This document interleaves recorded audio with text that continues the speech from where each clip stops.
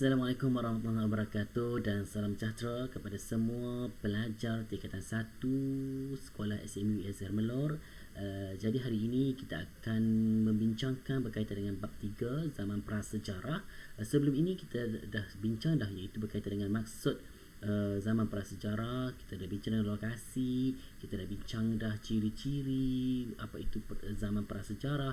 Jadi hari ini Cikgu Roslan akan kita sambung lagi berbincang mengenai dengan 3.4 dan 3.5 untuk zaman prasejarah ini. Okay, apa khabar semua anak-anak pelajar ataupun pelajar semua? Semoga berada di rumah dengan keadaan yang baik dan sihat walafiat dan jaga SOP walaupun tinggal di rumah. Okey, kita terus kepada perbincangan kita. Pertama kita teruskan penerangan sedikit daripada saya walaupun saya dah beri nota secara ringkasnya untuk 3.4 dan 3.5. Namun saya akan terangkan sedikit berkaitan dengan 3.4 terlebih dahulu. Okey, jadi pelajar-pelajar kena alert ataupun peka dengan penceritaan atau perbincangan kita pada hari ini. Tolong catat, gunakan pen dan kertas di hadapan anda untuk menulis jawapan. Jadi kita akan bincangkan jawapan yang ditanya. Dan sebab saya dah nyata saya dah beri soalan sebelum ini untuk anda buat terlebih dahulu sebelum kita mengadakan kelas pada hari ini. Okey. Sebelum itu kita pergi kepada 3 poin berkaitan dengan sebelum kita bincang maksud zaman prasejarah, lokasi, ciri-ciri. Jadi kita tahu 3.4 ialah kesinambungan sumbangan zaman prasejarah kepada kemajuan kehidupan manusia. Dan yang terakhir sekali ialah zaman prasejarah di Malaysia. Kita pergi satu persatu. 3.4 berkaitan dengan kesinambungan sumbangan zaman prasejarah kepada kemajuan kehidupan manusia. Ada 7 perkara. Pertama ialah aktiviti pertanian, kedua ialah memburu binatang, ketiga menternak binatang, dan keempat ialah peralatan, dan kelima ialah tembikar, ideograf, ideofak, dan yang seterusnya yang terakhir ialah monumen ataupun seni bina. So, jadi kita terangkan satu persatu berkaitan dengan aktiviti pertanian. Pertama ialah aktiviti pertanian giat dijalankan bermula zaman Neolitik lagi. Zaman Neolitik lagi dah bermula zaman aktiviti pertanian ini. Bukan sekarang mana dah dulu cumanya moden dan tradisional, begitu sahaja membezakan. Yang kedua ialah antara jenis tanaman termasuklah padi, gandum dan barley ketika itu. Yang ketiga ialah aktiviti pertanian menjadi sumber makanan penting kepada manusia sehingga membolehkan mereka tinggal secara menetap. Maknanya bila sudah ada pertanian bercucuk tanam, jadi dia akan menetap. Sebelum ini nomad ni berpindah randah. Jadi bila duduk tanam dan untuk mendapatkan hasil tersebut mengambil masa yang lama, jadi dia akan stay di sana ataupun menetap di sana di tempat tersebut untuk menguruskan tanaman tersebut. Seterusnya ialah namun begitu pada zaman moden itu aktiviti pertanian telah menjadi aktiviti komersial. Komersial jual belilah antara perdagangan dan pengeluar dan untuk peraih kita panggil untuk peraih dan sebab umpamanya bila hasil pertanian mula dijual, mana dijual dah panggil komersial dah. Sebelum ni untuk makan diri sendiri sahaja, tanam untuk makan sahaja dan beri kepada jiran tetangga. Tapi apabila dah komersial, telah jual contohnya 1 kilo, 1 ikat, satu balang dan sebagainya, itu sudah dijual, jadi komersial dah. Yang seterusnya adalah aktiviti pertanian ini dilakukan secara besar-besaran dalam bentuk ladang dengan menggunakan peralatan moden. Jentolak dulu gunakan kerbau sahaja, kerbau, kuda, lembu untuk bercucuk tanam ni, buat batas dan sebagainya. Tapi sekarang ni sudah menggunakan jentera menggunakan enjin dan sebagainya untuk, dan sekarang ni lebih canggih lagi menggunakan teknologi dia panggil yang atas udara tu. Itu apa yang panggil kapal terbang dia panggil berkaitan dengan, sebab dia menggunakan kontrol saja, menggunakan remote control untuk pergi untuk menabur, untuk membaca benih, meracun dan sebagainya. Menggunakan kontrol. Saya ingat dia panggil apa dia panggil drone. Panggil drone. Maafkan saya, saya terlupa dah. Okey, jadi tak apa. Jadi drone tu menggunakan pembajakan di Kedah pada hari itu kan, dan masuk TV3 berkaitan dengan drone menggunakan untuk pembajakan dan menabur benih serta sebagainya lah. Okey, yang seterusnya ialah memburu binatang. Memburu binatang ni aktiviti memburu binatang merupakan aktiviti paling tua yang diamalkan oleh manusia untuk mendapatkan makanan. Kita kan di kawasan orang dahulu lah, orang hulu orang zaman-zaman dahulu ataupun orang hulu masih lagi memburu binatang kan.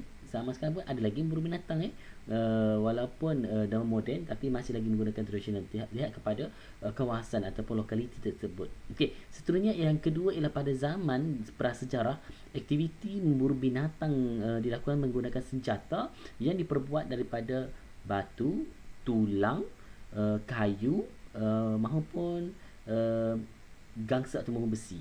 Maknanya dia menggunakan semua peralatan yang sedia ada jadikan sebagai senjata. Faham tak? Sebelum ni susah nak gunakan senjata tadi, dia gunakan idea kreativiti masing-masing dapat menggunakan bahan tersebut jadikan senjata. Okey, seterusnya ialah pada zaman moden iaitu aktiviti memburu dijalankan sebagai hobi dan menggunakan senjata yang lebih canggih, berlesen dan berdaftar. Maknanya contohnya kita buat pistol yang biji kan, mesti ada lesen sebab bahaya. Yang kedua kalau buat manah sebagainya, okey, mesti ada lesen, mesti ada yang berdaftar. Barulah boleh menjalankan aktiviti tersebut. Boleh canggih dan moden. Okey, yang seterusnya ialah menternak binatang. Okey, ada 3 poin, ada 3 isi yang perlu jelaskan sini. Pertama ialah sejak zaman Neolitik manusia telah mempunyai kemahiran menternak binatang. Okey, menternak binatang ada kemahiran dalam menternak binatang. Contohnya beranak macam mana nak urus, sakit macam mana, luka macam mana urus, sudah ada kemahiran. Tapi moden ada doktor haiwan dan sebagainya. Yang kedua ialah aktiviti ini membolehkan mereka mendapatkan sumber makanan secara berterusan. Okey, mana ada berterusanlah makanan, contoh kambing, lembu dan boleh makan. Benda tu kan tidak halal. Jadi tak ada masalah. Ini berterusan untuk makanan makanan kebiasaan mereka. Jadi zaman sekarang pun sudah ada untuk jualan maupun untuk makan. Okey, yang ketiga terakhir iaitu pada zaman moden, zaman moden kini penternak binatang jalankan secara komersial. Komersial ni ialah jual beli. Okey, bagi menampung keperluan daging dan tenusu bagi sesebuah negara. Itu lagi besar lah. Contohnya kita di Pasir Putih Kelantan kan, dekat dengan sekolah kita, iaitu di Jeram Mengaji. Dulu dikenali sebagai Jeram Mak Nenek, sekarang dia Jeram Mengaji. Okay, dah ada madrasah sana, ada tempat untuk mengaji dan sebagainya, dan projek itu dijalankan untuk projek tenusu sekarang ni. Kalau pergi minggu memang ramai. Jadi kepada yang belum pergi lagi ke Kundasan Kelantan, boleh pergi ke Jeram Mengaji. Okey, promote sikit. Tak apa. Okey, seterusnya ialah peralatan. Yang keempat ialah peralatan. Macam mana peralatan pada zaman dahulu dan zaman kini? Okey, pada zaman dahulu ialah diperbuat daripada batu, kayu dan tulang binatang. Itulah haiwan lah. Itulah peralatan dia. Yang kedua ialah peningkatan pengetahuan manusia tentang campuran logam, acuan dan sebagainya tu, besi, pembakaran dan macam mana tu, dia sudah ada kemahiran dah di situ, peralatan untuk membina peralatan canggih maupun yang lebih elok. Okey, yang ketiga iaitu peralatan pada zaman moden yang kini berubah apabila mesin dan jentera mula digunakan. Okey, aktiviti memotong, menghiris daging tidak lagi menggunakan peralatan batu maupun besi. Sebaliknya menggunakan mesin, terutama aktiviti komersial. Okey, aktiviti komersial sudah menggunakan mesin dah. Potong tulang sudah menggunakan mesin. Apa lagi dan sebagainya. Okey, nak kupas belulang dan sebagainya sudah menggunakan mesin dah, cara moden. Dulu menggunakan batu ataupun senjata-senjata tajam. Okey, seterusnya adalah tembikar. Yang seterusnya adalah tembikar. Manusia zaman prasejarah mempunyai pengetahuan dan kemahiran membuat tembikar yang dijadikan bekas makanan maupun peralatan mereka. Maknanya peralatan untuk masakan lah. Jadi tembikar tu untuk masakan. Contohnya buat rebus ubat, merebus dan sebagainya tu sudah menggunakan alat tersebut. Yang keseterusnya ialah tembikar turut dijadikan peralatan dalam upacara ritual. Ritual ini maksud keagamaan dan tembikar, contohnya orang Hindu dan sebagainya, dia ada tembikar kan, dia tak ada kepala, jadi itu adalah ritual dia panggil. Yang seterusnya adalah tembikar buatan Cina, seperti tembikar dinasti Ming serta buatan Vietnam pernah menjadikan komoditi. Komoditi ni perdagangan, komoditi perdagangan yang penting pada abad ke-14 dan ke-15 Masihi. Maknanya pada zaman dahulu 14 dan 15 pentingnya tembikar ni. Manakala yang terakhir sekali ialah pembuatan tembikar terus kekal sehingga kini dan menjadi industri yang sangat penting kepada negara, terutama sekali untuk sektor ekonomi, sebab dia boleh didagangkan ke luar negara, import dan ekspor. Okey. Yang seterusnya ialah idiofak. Okey, idiofak yang mana manusia pada zaman prasejarah percaya bahawa kematian, kemubian jenazah ataupun mayat bukan penamat untuk kehidupan. Ada masih lagi mereka menghormati ataupun mereka amat menghormati mayat ataupun jenazah tersebut. Okey, itu ialah berlakunya. Contohnya di pengemumian memanjang di mana? Di Gua Cha, Kelantan. Mungkin di Gua Cha, Kelantan. Gua ni lah di Gua Musang, Gua Cha Okey, seterusnya ialah pelbagai kaedah pengemumian, okey, pengebumian, okey. Mayat dilakukan dan kebiasaannya mayat akan dikebumikan bersama-sama dengan pelbagai peralatan mereka. Masih ada lagi hingga kini mempercayai adat tersebut, tapi bukan di Malaysia, mungkin di lain-lain negara. Okey. Di Gua Cha, seperti yang saya nyatakan tadi, kepala mayat diletakkan di atas bantal, dia panggil bantal, bantal tu batu. Okey, mayat juga disertai dengan bahan makanan dan terdapat ritual yang menampakkan kedudukan keistimewaan lah, istimewanya seseorang tersebut. Okey, maknanya ada penghormatan bagi jenazah ataupun mayat tersebut. Okey, sehingga kini, zaman ini penghormatan terhadap mayat masih terus diamalkan mengikut agama masing-masing. Okey, masing-masing. Dan terakhir sekali, okey, monumen ataupun seni bina yang mana pada zaman dahulu kala zaman Neolitik ialah manusia mempunyai kebolehan dan kepakaran untuk membina monumen ataupun binaan dan yang digunakan dengan pelbagai tujuan, contoh ritual, contoh untuk pembelajaran dan sebagainya. Ada banyak sebab tu bagi sejarah. Okey, yang seterusnya ialah pada zaman moden, okey, kemampuan manusia membina binaan yang menggunakan, okey, mengagumkan kita lah, menggunakan bahan-bahan yang lebih terkesan dan lebih minimum penggunaan peralatan yang canggih lagi lah daripada zaman dahulu. Kita terus meningkat seperti di Kuala Lumpur ataupun KLCC, itu menara berkembar Kuala Lumpur KLCC, menara berkembar di Petronas ni. Maknanya ini adalah satu kemodenan yang berlaku di Malaysia terutama sekali. Okey, jelas untuk bahagian 3.4 ada 7 perkara. Awak kena jelaskan nanti untuk soalan kebat, macam mana zaman dahulu hingga zaman kini. Okey, peralatan macam mana, masakan macam mana, apa lagi berkaitan dengan 3.4 kesinambungan daripada zaman dahulu hingga zaman moden kini. Seterusnya ialah 3.5 zaman prasejarah di Malaysia pula. Itu berkaitan dengan, kita tengok satu persatu. Pertama ialah zaman, kedua ialah tapak.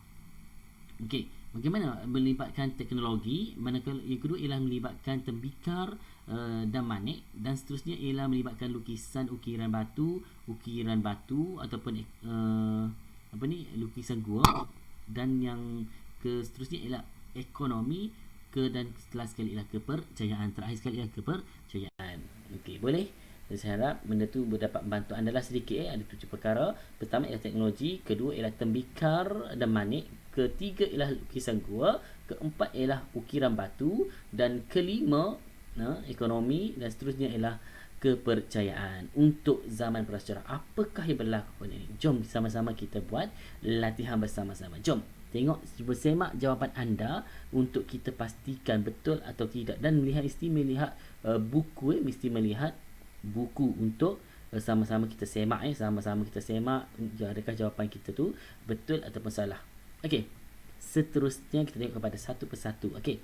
3.4 soalan berbunyi daripada pemerhatian anda senaraikan makanan peralatan binatang ternakan serta binaan bermula dari zaman Paleolitik hingga kini. Maknanya ada 4 perkara di sini awak perlu jelaskan kepada saya maupun kepada rakan-rakan anda, iaitu pertama ialah makanan, kedua ialah peralatan, ketiga ialah binatang ternakan, keempat ialah binaan ataupun minimum tadi. Okey, pertama makanan. Apakah makanan yang ada dalam 3.4 ataupun muka surat yang pertama inilah ada 3.1. Kita boleh bincangkan. Okey, makanan, apa makanan dia? Pertama ialah mengumpul buah-buahan. Okey, dia mengumpul. Ni boleh semak dalam buku teks okey, daripada bab 3 lagi. Okey. Seterusnya ialah apa seterusnya?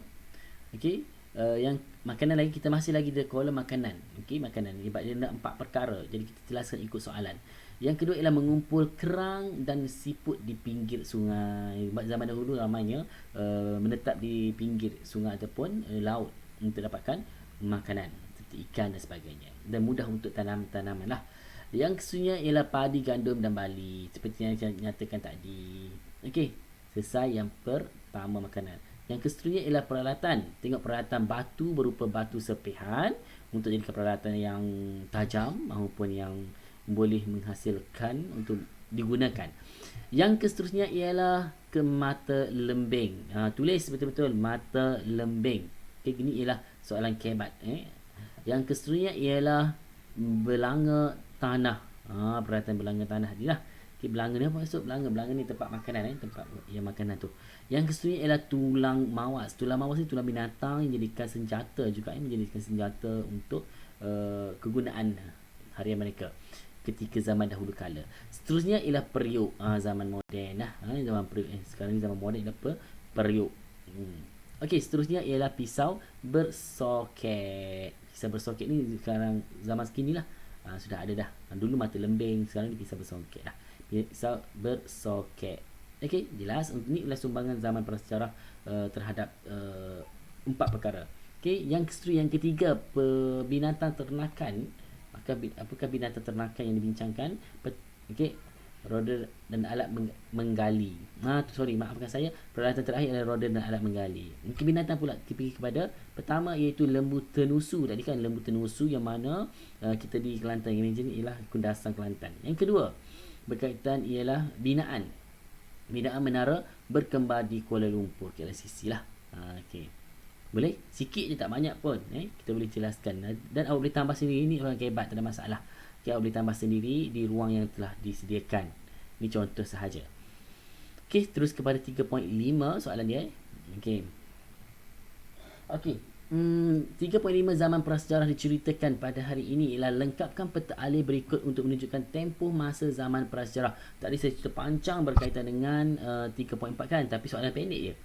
Itu mestilah kefahaman yang lebih tinggi terhadap kita. Manakala soalan 3.5, soalan pertama, lengkapkan peta alih berikut untuk menunjukkan tempoh masa zaman prasejarah. Tempoh masa. Okey, iaitu pertama zaman Paleolitik bermula sejak bila? Tengok di buku teks kita boleh rujuk buku teks anda. Okey. Itu zaman Paleolitik bermula sejak 40 tahun yang lalu. Tulis di buku yang telah disediakan tu. Okey, yang kedua, B, zaman Mesolitik juga dikenali sebagai zaman Hobbesian. Okey. Okey, ingat betul-betul tulisan. Yang ketiga, tempoh masa zaman Neolitik ialah 2800 sebelum Masihi hingga 500 sebelum Masihi. Ingat, sama dia buku sana saja. Dan yang terakhir soalan 4, di tempoh masa zaman logam ialah iaitu 500 sebelum Masihi hingga 500 Masihi. Beza Masihi dengan sebelum Masihi. Okey, seterusnya yang ni. Peta berikut menunjukkan lokasi zaman prasejarah di Malaysia. Di Malaysia, di negara kita tercinta ini. Labelkan lokasi zaman prasejarah tersebut berdasarkan petunjuk yang disediakan berdasarkan buku teks muka surat di 64 maupun 65. Cuba tengok betul-betul. Iaitu petunjuk. Pertama ialah zaman Paleolitik. Paleolitik. Petak dulu. Kita pergi satu persatu. Yang kedua ialah zaman triangle itu zaman Mesolitik. Yang circle zaman Neolitik dan star ialah zaman logam. Jadi kita pergi satu persatu zaman Paleolitik terlebih dahulu. Okay, pertama ialah zaman Paleolitik. Ni kena kita tengok dari sini ialah, kita tengok sini scroll saya ni. Okay.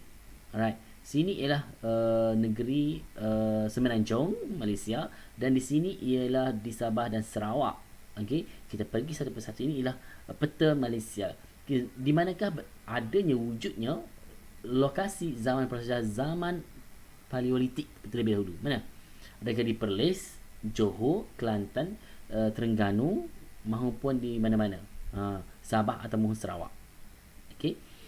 Boleh? Terus jom kita buat sama-sama. Iaitu zaman Paleolitik. Pertama ialah, okey, nampak tak? Di negeri mana? Di negeri mana? Perak. Negeri Perak. Ingat, ni Kelantan, ni Perak, ni Kedah, ni Perlis, ni Utara, ni Perak, ni Selangor. Okey, ni Sembilan, ni Melaka, ni Johor. Okey, jelas Kau kena pastilah. Okey, yang kedua, negeri mana? Berada di Sarawak. Okey, ni di Sarawak. Okey, Bumi Kayalan. Yang seterusnya ialah di Sabah, negeri Bawah Bayu. Okey, negeri Sabah, negeri Bawah Bayu. Kita boleh tanda di buku, sama je buku awak tu. Okey, seterusnya kita pergi kepada zaman Mesolitik lagi. Okey, ya Allah, di utara, tengok ni utara, di hujung atas sekali dia di Perlis. Seterusnya zaman Mesolitik dia berada di mana? Iaitu di Kelantan. Di mana ni? Gua Musang, di hujung sekali, Gua Musang. Okey, di selatan Kelantan. Okey, seterusnya ialah zaman Mesolitik. Yang seterusnya berada di Selangor. Okey, berada di Selangor. Seterusnya zaman Mesolitik adakah lagi ada? Okey, berada di Sabah. Ada di Sabah. Okey, jelas awak tolong lukiskan gambar dan warnakan sikit label tersebut. Okey, seterusnya zaman logam. Okey, zaman logam pertama berada di Pahang. Okay, zaman logam, zaman Neolitik. Zaman Neolitik berada di Pahang. Yang kedua, zaman adalah masih di Pahang. Okey, di Pahang juga. Yang seterusnya ialah berada di Selangor, Darul Ehsan. Okey, di tepi sungai, tepi laut. Seterusnya ada lagi tak di negeri lain? Yes, ada di Sarawak. Okey, di Sarawak. Di negeri Sarawak. Seterusnya awak tengok sini betul dan awak cuba catat dan labelkan di buku ataupun di latihan anda. Seterusnya, okey, ada lagi di Sabah. Okey, ada lagi di Sabah. Ini zaman Neolitik. Okey. Selesai untuk zaman Neolitik. Kita pergi ke zaman logam pula. Ada tiga tempat, okey, di Malaysia. Pertama ialah di Pahang, sempadan dengan Kelantan. Okey. Yang kedua ialah di Selangor. Di Selangor, boleh tengok sendiri. Seterusnya ialah di mana lagi? Masih lagi di Selangor, antara Perak dengan Selangor. Okey, okey, nampak ni? 3 star ni ialah zaman logam. Okey, jelas? Pak ni awak boleh color, boleh mewarna, labelkan tersebut ikut petunjuk yang telah disediakan dalam soalan tersebut. Seterusnya kita pergi kepada soalan seterusnya. Lengkapkan peta pokok di bawah dengan menyatakan lokasi zaman prasejarah di Malaysia, muka surat 64. Pertama, zaman Neolitik, zaman Mesolitik, zaman Neolitik dan zaman logam. Okay, pertama ialah zaman logam. Tengkayu Sabah ni lokasi dia. Itu Tengkayu Sabah seperti mana kita tulis tadi. Yang kedua ialah Gua Niah, Sarawak. Dan yang ketiga, Kota Tampan, Perak, yang kita lukis tadi kan. Dan keempat ialah Lembah Mansuli di Sabah. Okey, ini dalam buku teks. Awak boleh tiru ni sebenarnya, tak ada masalah. Okey, ini lokasi, nak lokasi sahaja. Awak tak perlu tulis apa-apa, tulis lokasi saja. Dan yang B, zaman Mesolitik, iaitu berkaitan dengan lokasi dia di Jenderam Hilir, Selangor. Yang kedua ialah Gua Madai di Sabah. Dan seterusnya Gua Cha di Ulu, Kelantan atau Kelantan Selatan. Yang seterusnya ialah Bukit Tegun Lembu, Perlis yang tadi. Mesolitik. Yang seterusnya zaman Neolitik. Ni dah ada jawapan anda ni. iaitu Gua Kecil Pahang. Okey, tadi kan Gua Kecil Pahang. Seterusnya ialah Sungai Tembeling Pahang. Seterusnya ialah Lubang Angin Sarawak dan Gua Tapadong Sabah. Terakhir sekali ialah Jenderam Hilis Selangor. Ini ialah berkaitan dengan zaman Neolitik. Terus kepada zaman logam. Okey, ada dua zaman logam. Pertama ialah Sungai Tembeling Pahang dan kedua ialah Lembah Bernam Selangor. Lembah Bernam Selangor. Okey, nampak jelas jawapan dia. Boleh tulis, catat dan rekodkan serta kalau dah buat tu semak kembali jawapan betul atau tidak. Jelas. Seterusnya nombor 4 iaitu berkaitan nyatakan bukti kewujudan zaman prasejarah di Malaysia. Bukti. Okey, semuanya ada dalam buku-buku surat 66 hingga 69. Okey, bukti kewujudan zaman prasejarah di Malaysia ialah yang pertama, cuba tengok yang pertama. Okey, iaitu teknologi pembuatan peralatan batu dan logam. Tulis cepat. Okey, tulis. Ini teknologi pembuatan peralatan batu dan logam. Okey, dalam buku dah awak balik ada buku surat 66 hingga 69. Seterusnya berkaitan dengan yang kedua, wujud bukti. Tunjuk bukti. Yang kedua ialah penemuan pelbagai jenis tembikar dengan pelbagai bentuk, saiz dan corak hiasan serta pelbagai jenis manik. Okey, yang kedua, tulis. Yang ketiga ialah penemuan lukisan gua menggunakan arang dan okir merah serta ukiran batu yang mempunyai kaitan dengan budaya megalit. Megalit ialah mega batu. Batu yang besar. Dipanggil apa ni? Upacara lah. Megalit. Megalit ni mega, besar. Lit tu ialah batu dalam bahasa Yunani. Okey. Seterusnya ialah kegiatan ekonomi seperti memburu dan memungut hasil hutan, penanaman padi serta perdagangan melalui sistem barter. Sistem barter ialah pertukaran suka sama suka. Okay, seterusnya ialah yang terakhir sekali mengamalkan kepercayaan memberikan penghormatan kepada orang mati serta budaya megalit. Budaya inilah saya menyatakan dengan megalit adalah bahasa Yunani. Okey, mega besar event ataupun peristiwa, okey, sambutan, dan lit ialah batu. Jelas. Dan nombor 5. Tengok soalan yang kelima. Boleh salin dalam buku ni awak boleh short screen ataupun tangkap layar, tangkap layar bahasa Melayu kan, tangkap layar atau short screen dan boleh buat dalam buku yang telah disediakan. Okey, kita bincang saja. Pendapat, soalan kebat lagi. Pada pendapat anda, apakah nilai-nilai hidup masyarakat zaman prasejarah yang boleh diteladani oleh masyarakat Malaysia? Okey, diteladani ialah contoh nilai yang baik kepada masyarakat kita. Okey, mana apabila sebut pada pendapat anda, maka jawapan anda ialah pada pendapat saya. Jom kita tengok sama-sama. Sama ialah jawapan dia. Pada pendapat saya, nilai-nilai hidup masyarakat zaman prasejarah yang telah diteladani oleh masyarakat Malaysia ialah sentiasa hidup berdikari. Pertama, contohnya mereka mencari makanan dan melakukan kerja dengan seni. Hidup berdikari, tak perlu bergantung kepada orang lain. Yang kedua, selain itu pandai meneroka sumber alam untuk manfaat bersama. Dia pandai meneroka sumber alam. Contoh mencari daun kayu, ulat-ulaman dan sebagainya dan ubat-ubatan. Seterusnya ialah contohnya dengan sumber alam tersebut boleh dijadikan ubat-ubatan. Seperti mana makan herba dan lain-lain. Nilai hidup yang terakhir ialah hidup dalam masyarakat bersatu padu. Contohnya mereka melakukan bekerja sama dalam melakukan sesuatu tugasan ataupun melakukan kerja yang memudahkan urusan memudahkan urusan mereka ni. Okey, boleh. Ini jawapan dia. Boleh salin dan boleh awak boleh buatlah. Okey, nanti hantar kepada saya dah. Okey, seterusnya ialah berkaitan dengan sudah habis dah. Okey, maknanya soalan terakhir ialah soalan kebat ni. Okey, itu sahaja daripada saya. Semoga memberi manfaat kepada anda semua dan anda boleh jawab dan tolong hantar kepada saya bila-bila masa sebelum hari Ahad hadapan. Maknanya hari ini hari Isnin, esok Selasa, Rabu, Khamis, Jumaat, Sabtu, Ahad. Sebelum Ahad tu boleh hantar kepada saya lah. Banyak lagi masa buat dan jawapan saya dah beri dah. Dan tolong buat dalam buku cantik-cantik, buat cantik-cantik dan insya-Allah saya akan bagi markah. Markah ni sebanyak 5 markah 5 markah. Setiap penghantaran tugasan ada markah tersendiri dan saya akan publishkan kepada anda untuk anda semak dan anda tengok markah anda. Okey.